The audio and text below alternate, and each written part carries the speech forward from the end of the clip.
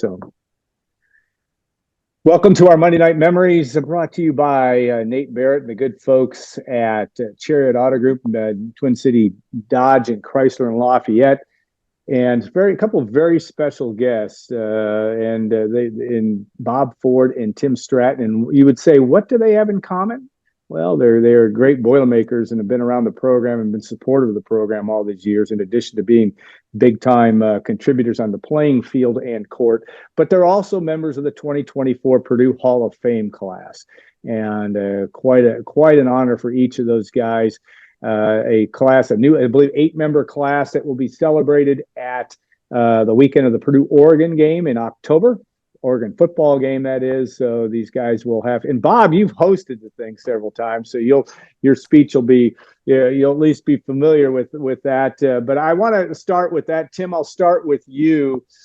You know, you had a great career, one of the great tight ends in Purdue football history. You went to the Rose Bowl. You did all these things, but this is a special thing, I would think, to be honored in the Purdue Hall of Fame.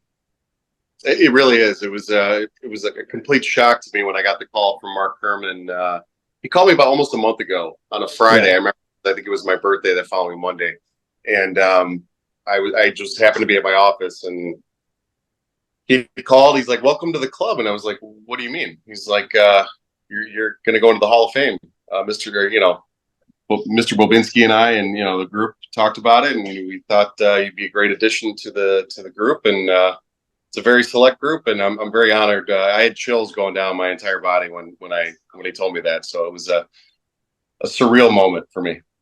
Yeah, well, congratulations to you. And Bob, there really are a few people in the history of Purdue basketball that served Purdue hoops in the ways that you have. I mean, you're obviously an all Big Ten level player, and then some from 1970 to 72. Actually, you started your eligibility in 69, but you were a long-time broadcaster. You have been around the program.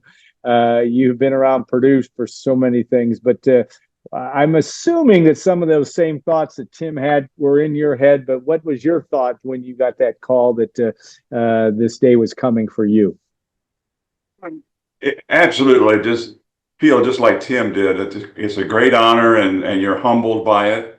It's such a wonderful group of athletes and individuals. And I enjoyed the Olympics this year a lot more because there were Purdue people there to cheer for. And it was a lot of fun.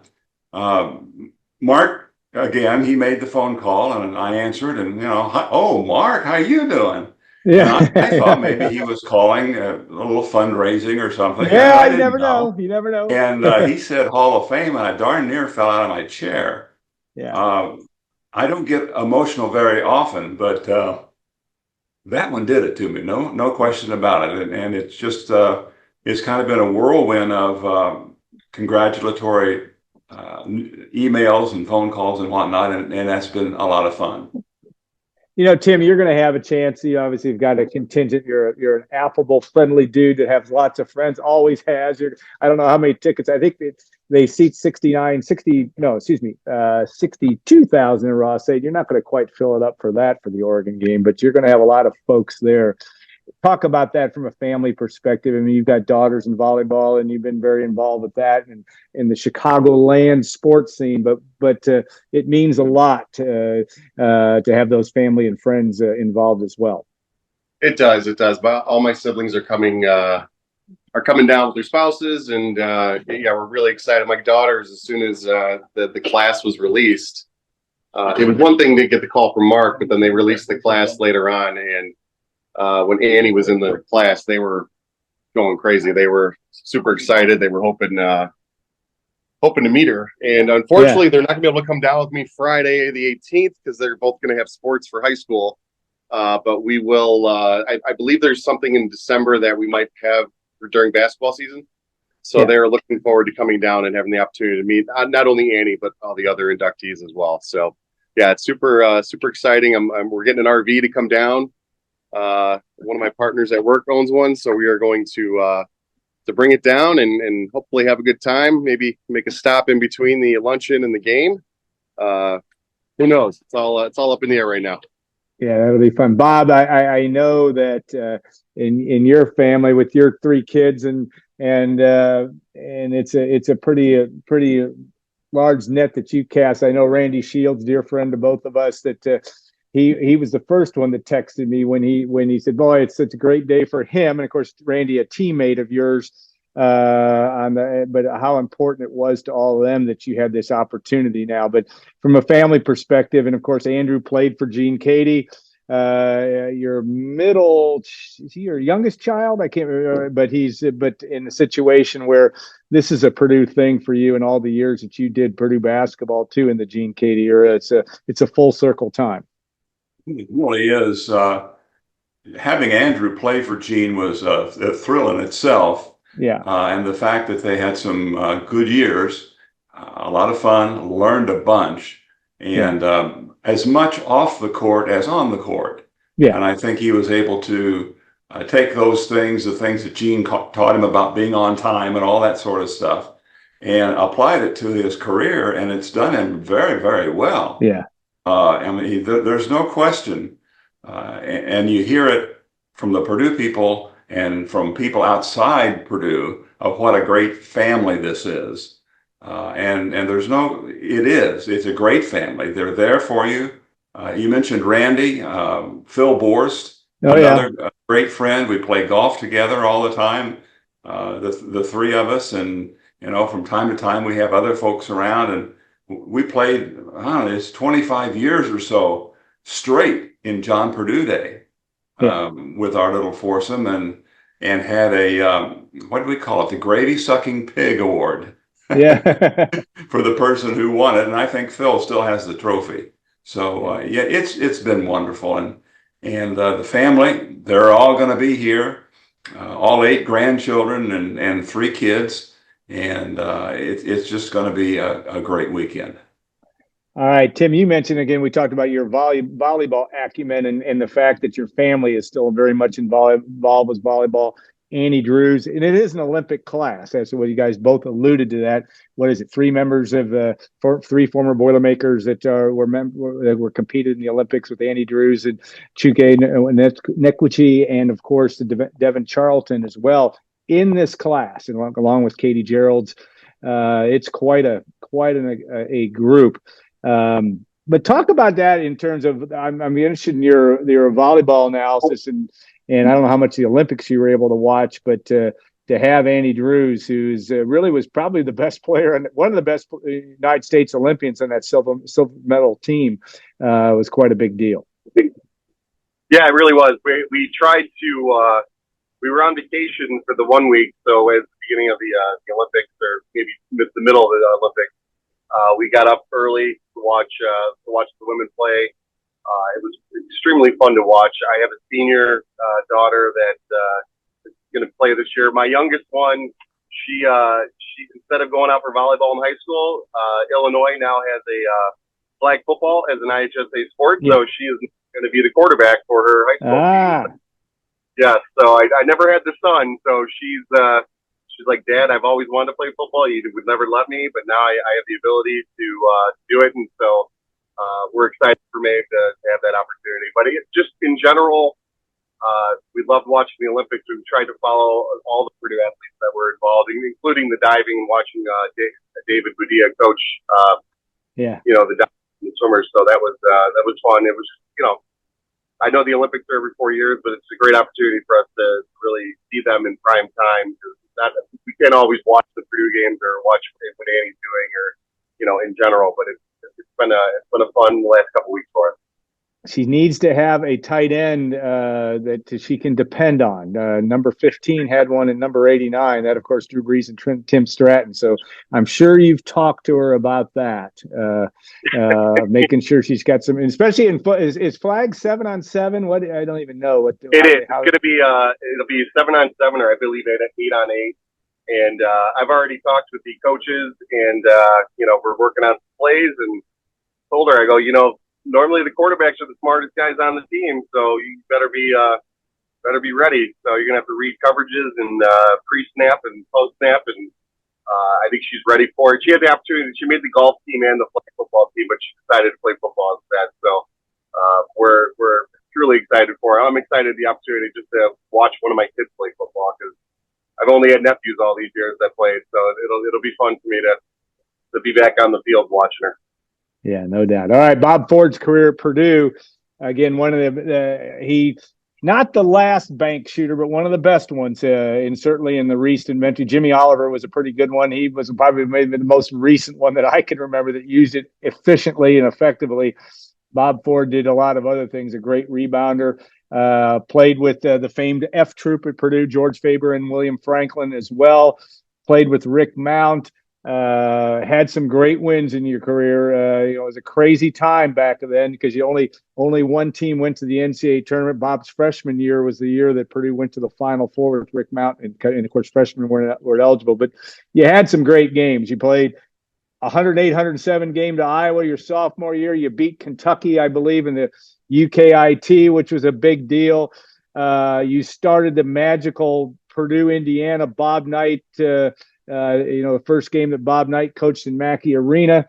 Those were magical times. But if you encapsulate it all, what bubbles up to the top for you in your playing career? I think the one really stands out was Kentucky.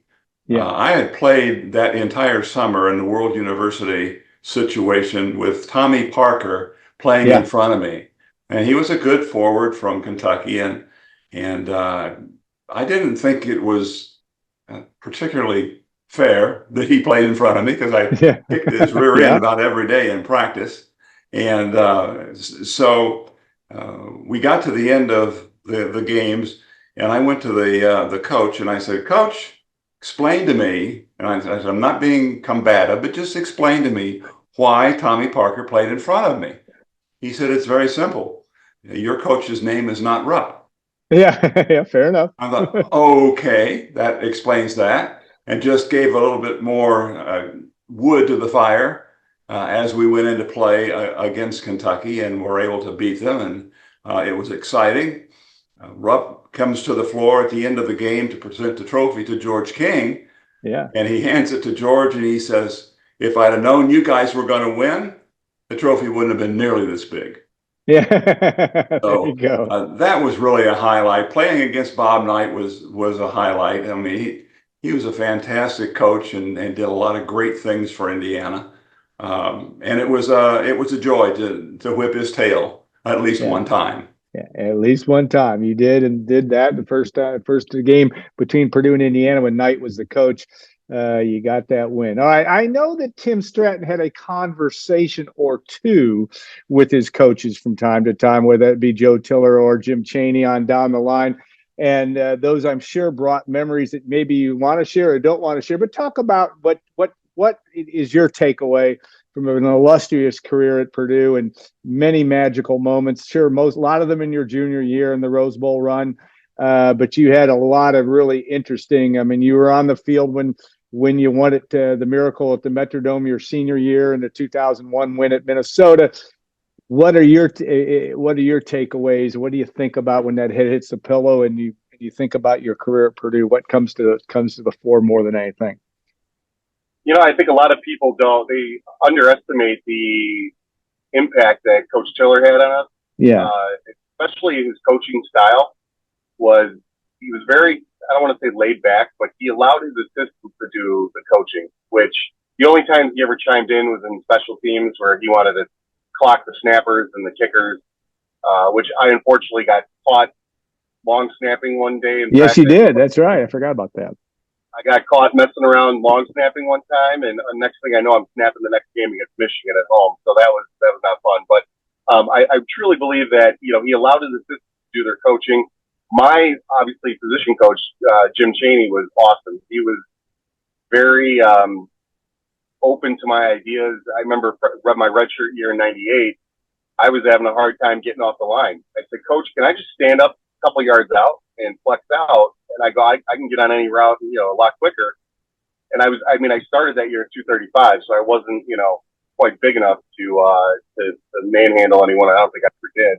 But he's like, you know what? If that helps you get on a route quicker, go for it. And that kind of turned into which now it seems like a lot of tight ends are doing it. And I'm on the Mackey Award committee, so when we pick the winners, and one of the criteria, I think it probably was after me, was you have to have your play next to your tackle 75% of the time or more. And maybe that was because of me. I don't know. I'm not sure. But yeah, I just really think that Coach Tiller is obviously the greatest coach, ever at Purdue for football, at least from a win-loss perspective. But I just love the way his approach was to the game. And yeah, he was a little tough on me to the media, but behind closed doors, we had a great relationship. And yeah, we definitely miss him. That's for sure. It made for great theater, Tim. It was fantastic. It was a weekly soap opera, and in our world, we couldn't have asked for any more. We knew what a great person you were and what you were all about. We also knew that Joe Tiller and Jim Chaney were those kind of guys too. That was the common thread. Is you all were good dudes. You just didn't always arrive at the same thing at the same time, but oftentimes you did. All right. One last question for each one of you is, these things happen because of fans and your notoriety, and both of you had relationships with fans. Tim Stratton throwing balls into the crowd in Pasadena, as I recall, or in other places. Fans loved you. Bob Ford the same way. It's such a long relationship. But talk about that. And then we saw the culmination, really, of Purdue's fandom.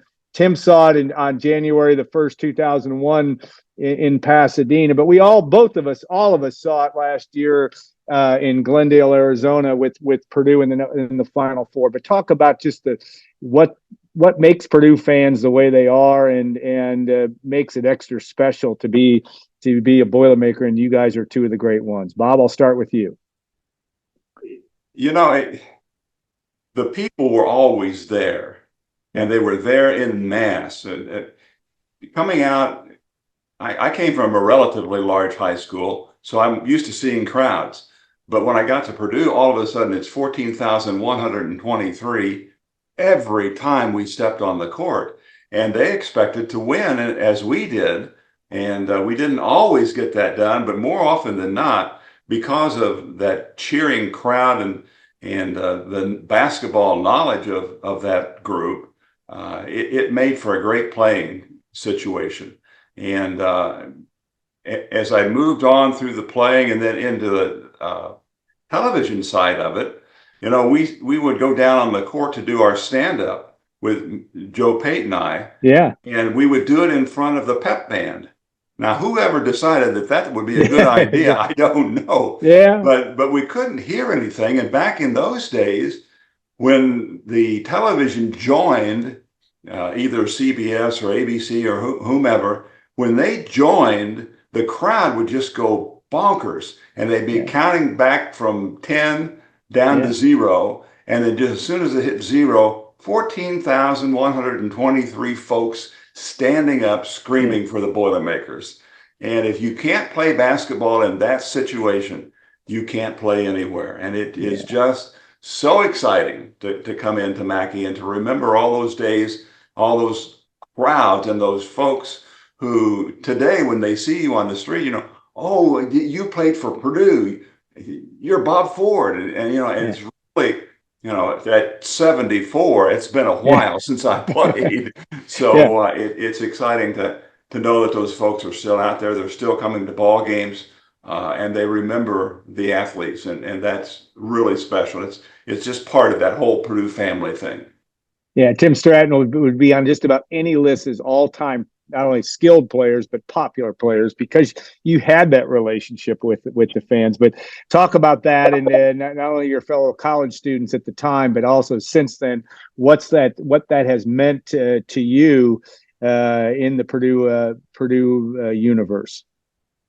I'd love to echo what Bob had said about the fans. And, it's incredible that as we got better each year, I guess bigger the crowds got. We didn't always sell. I do remember freshman year in '97 when I was redshirted, we played Notre Dame. It was a sellout. Then, we beat them there. And then the following week was Ball State. And I remember it was fall break. So I know a lot of people went home. A lot of kids went home. But after that year, fall break the following 3 years, we had a full crowd of people. So it was, and obviously I had a lot of fun playing catch the fans and interacting with the fans. And I'm the youngest kid in my family, so I was always looking for attention. So, it's probably much more than my parents wanted me to. But, the not only while at Purdue, but after Purdue, a lot of the work that. Oop, may have lost you for a second on transmission. Hold on, Tim, you coming back? Oh, he froze up. Well, hey, and I know it. I can't put words in Tim's mouth, but I do know that it was an all-time love affair with him and the fans, because he participated and he interacted with them, and that I think had a lot to do with that. So I'm going to put an end to this Monday Night Memories. Bob, I can't wait to see you get inducted. You're the you and I have one thing in common. We lived on Pathway Lane in West Lafayette for a long time, and that was a great place for you and your family to grow up, your kids to grow up, certainly. And we're excited for you to have that special moment for Tim Stratton as well. And the fact that part of the fun of this will be just having that whole class. It's really a dynamic group of individuals that will be part of this class of 2024.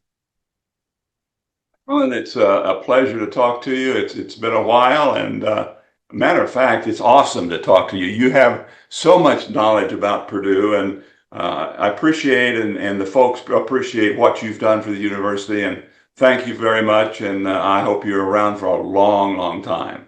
You and me, well, Tim, I'm going to come back to you since you came back. We were closing, just saying it's going to be a special weekend for you, and we're looking very, very forward to seeing you in West Lafayette, as we often have over the years. But it's going to be extra, extra special in terms of that weekend for you and your family when you come to West Lafayette in October.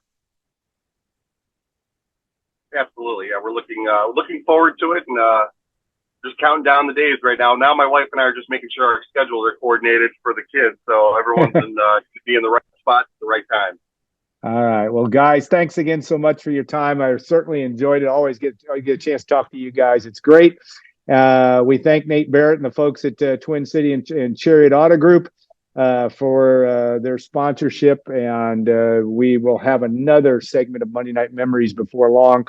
And we'll look forward to that weekend in October when Purdue takes on Oregon. And, of course, that Hall of Fame class is inducted. Have a great rest of your Monday or whenever you're watching or listening this. And Tim and Bob, thanks again for your time.